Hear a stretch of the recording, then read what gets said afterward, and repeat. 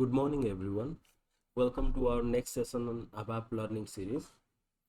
So, in our last session, we have discussed various techniques to improve the efficiency and improve the memory management in the ABAP program. Okay, so we have discussed almost everything related to performance point of view or the best practices while writing the ABAP programs. Okay, so today we are going to see how an actual input screen in SAP ABAP program looks like. Okay, so today we are going to create more project friendly selection screen. Okay, so without any further delay, let's start today's session. So first thing, we will create some data declarations. Okay, we are going to use the same example. Okay, no difference. So let's create a structure gs underscore lights type. Okay, dv flights. And what is dv flights? This is a view. Okay, so in our last session we have created a view for the spfli and sflight table, right? dv flights is a view provided by SAP. Okay, when we create any database object, we add the prefix z or y to the name. Okay, but whenever SAP gives us something, it can give any name. Okay, so by seeing the name of this dv underscore flights, you can say that this is an SAP delivered object. Okay, now double click and see. So it has all these view fields. Okay, and if you see the join conditions, you can see the tables are spfli and the sflight. These two are tables and join based on carrier id and connection id. MANDT is a mandatory field for all the tables that are given by SAP. Okay, this is client field. So let's not go into the details. Okay, now these are the fields over here. Okay,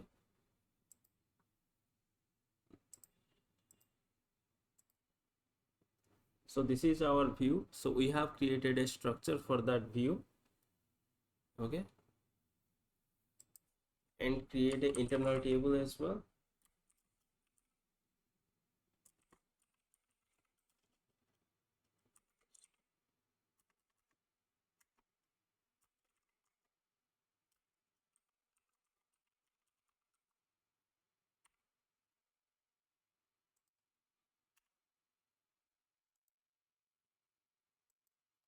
Now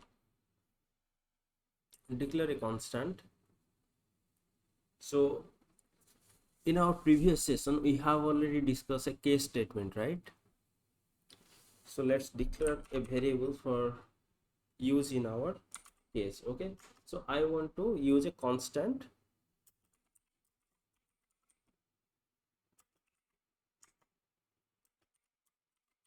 So you cannot change this value of gcma. Okay, so whenever you write a code, place a comment so that, so today you have created a program and after some 1 or 2 years, if you go out of the project or you change organization, then someone else will be there in your place to maintain the programs, right? So if there is any change comes on, new enhancement come for the program, the other person will work on it. Okay, so your comments help them to understand your code in a better way. Okay, so it is always advisable to put comments whenever needed. Okay,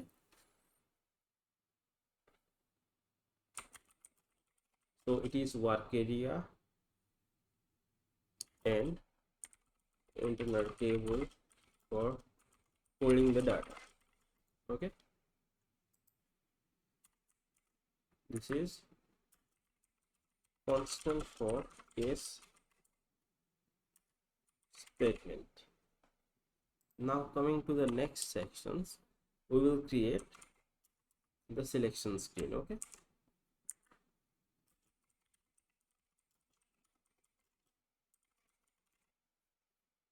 right.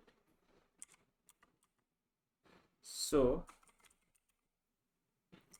we are going to have a selection screen for both carrier ID and connection ID, right? So so underscore cat or gs underscore light. Okay, this will have single column, a single row, so flight. Okay, so remove the s, gs flight hyphen.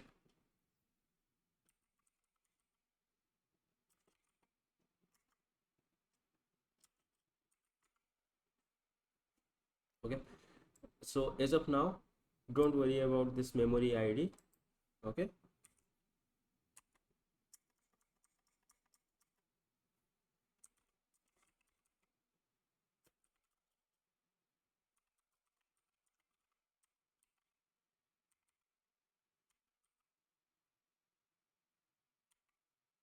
okay, now create one more for the flight date. Okay, select options so underscore apd.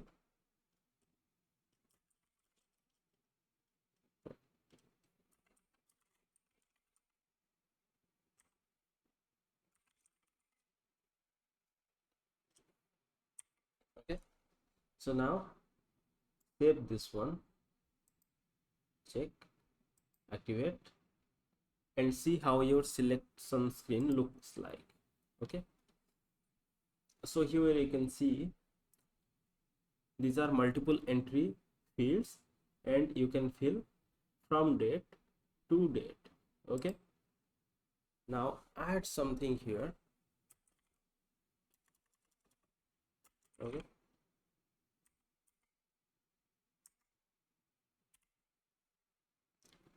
now check why it doesn't have.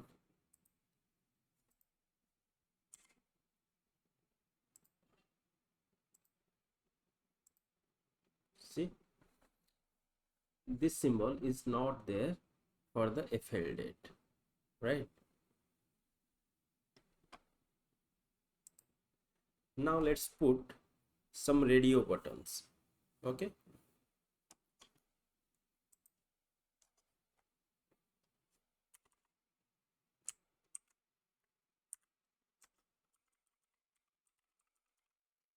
so what is a radio button?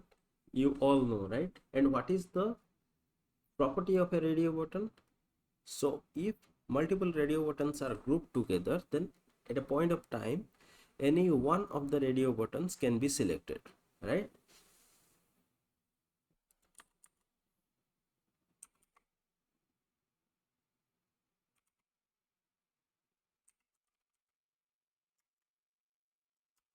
Hmm?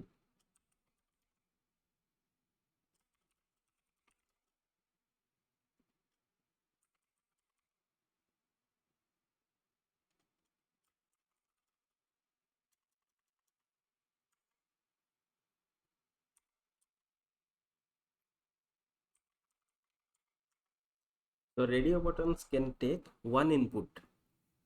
So the radio buttons will always be defined as parameters. Okay. E underscore O.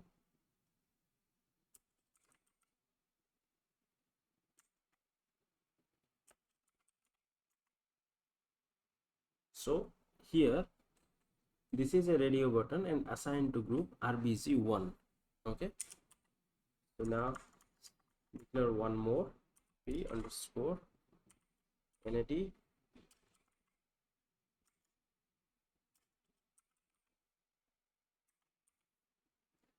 I am assigning all the radio buttons into one group so that only one radio button can be selected.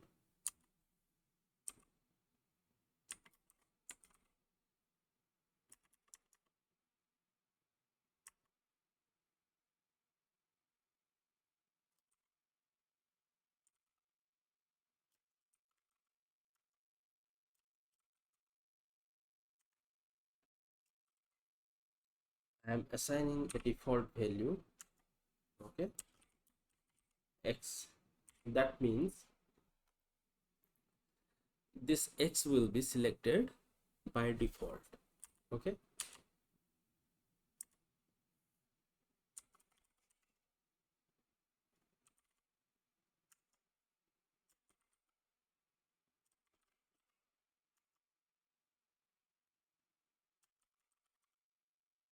Okay, now save this, check, activate. Okay, now see how this selection screen works, right? So now coming to the point here, is an end user. Okay, let's see, you are not a program, you are an end user. So if you execute the program and this is what you get, the selection screen, how will you understand that what should be the input for this selection screen, right? There should be some meaningful text instead of this variable names, right? So let's add those. Okay, right here, text one. So I have added one text symbol, text 001. Okay, now define the text for this text 001.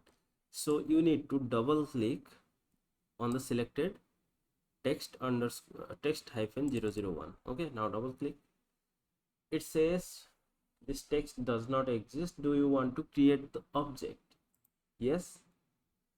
Now it says this program has been changed. Before going to creation of the object, you need to save this program.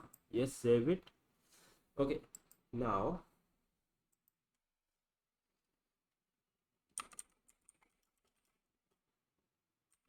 type flight will be selected. Okay, so you can select only type of flight to be selected, right? Save this one. Okay, now go back, and after this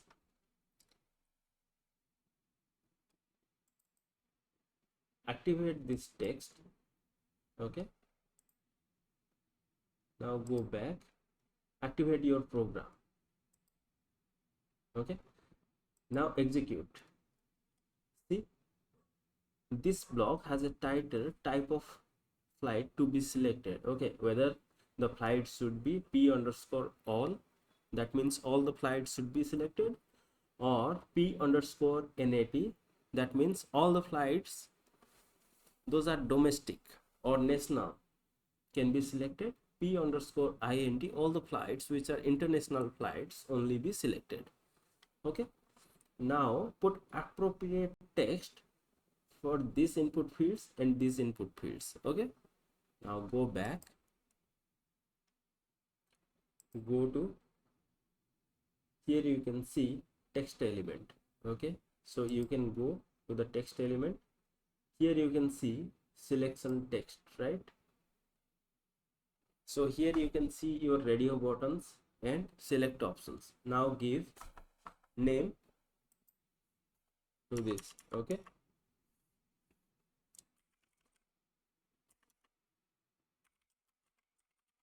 all flights,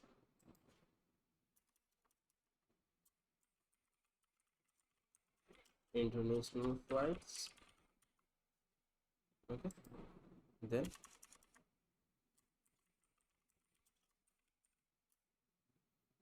put it as domestic flight. Okay,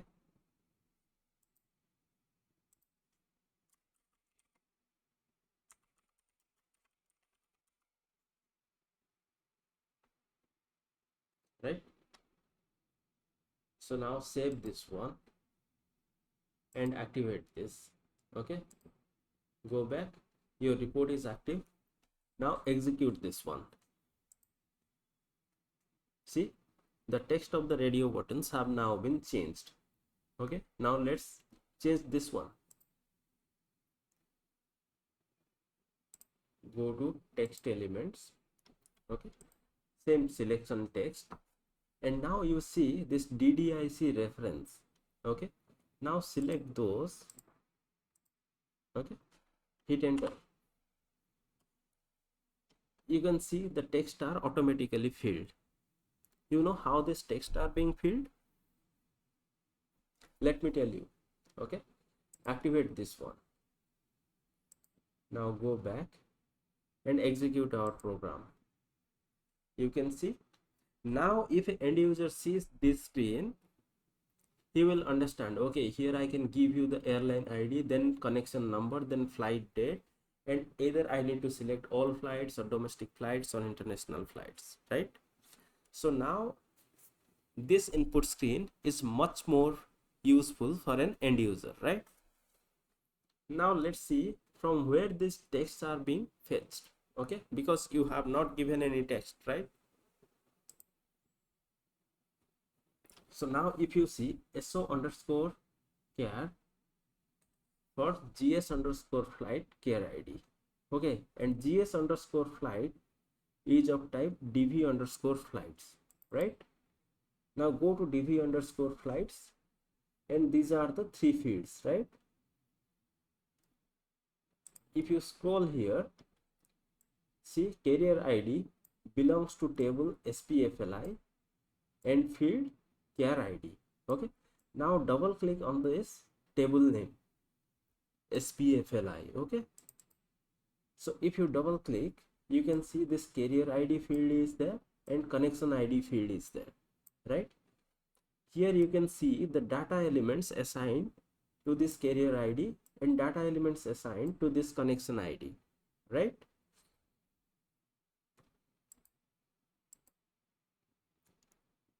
So here I am opening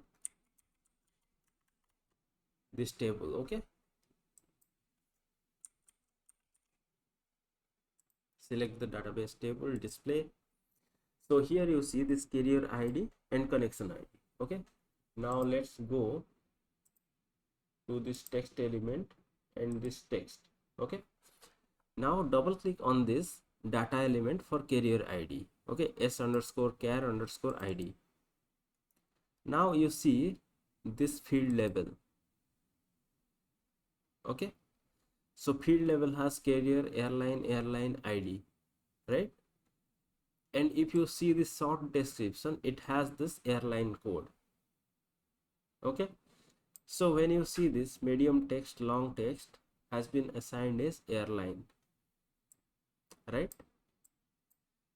So that is the reason here when you click this checkbox, the text from data element has been fetched to the selection text of this field.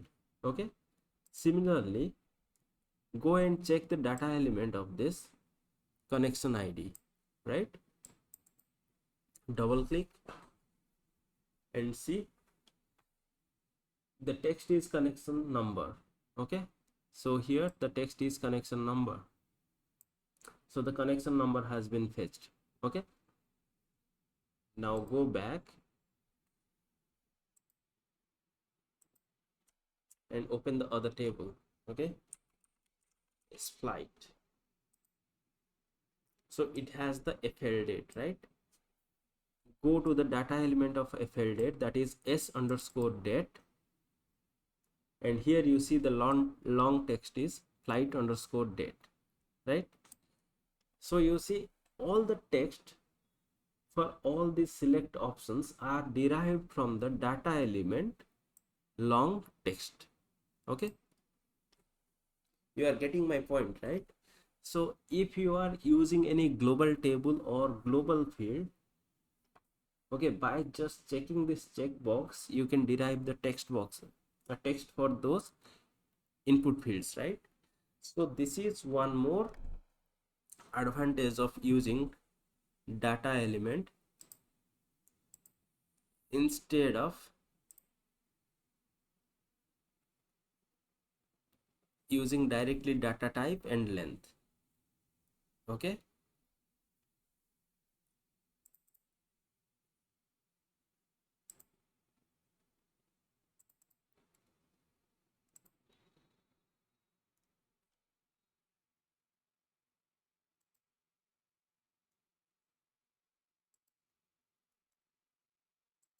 So now everyone understood how the text has been assigned over here and how you have manually assigned the text to all these things, right? So most of the SAP programs will have the selection screens like this. Okay, so when you see some complex selection screen, don't be afraid, just understand how it is written. Okay,